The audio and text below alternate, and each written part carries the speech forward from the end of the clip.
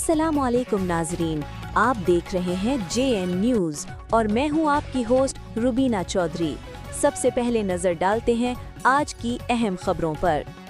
Mir Hazar Khan staff report. शोबा Iqbal studies Islamic university of Bahawalpur के 28 तलबा तलबात वज़ीर-ए-आज़म लैपटॉप स्कीम के लिए मुंतखब हो गए, जिनमें से 19 खुशनसीब तलबा तलबात अपने लैपटॉप वसूल कर चुके हैं।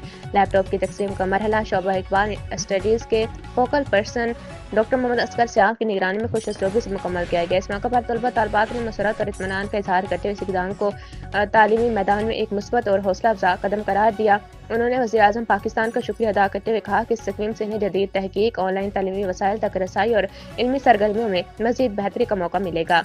चेयरमैन शोबा इकबाल स्टडीज़ डॉक्टर मोहम्मद रफ़ीकुल इस्लाम ने अपने बयान में कहा कि वज़ीर-ए-आज़म लैपटॉप स्कीम बासलाहियत और मेहनती तलबा के लिए एक कीमती तोहफा जिन्हें डिजिटल दौर के तकाज़ों से हम आहंग करने में मदद देगा। उन्होंने कहा कि शोबा इकबाल स्टडीज़ के तलबा की नुमाया कामयाबी असातिज़ा की मेहनत और तलबा की लगन का मुँह बोलता सबूत है।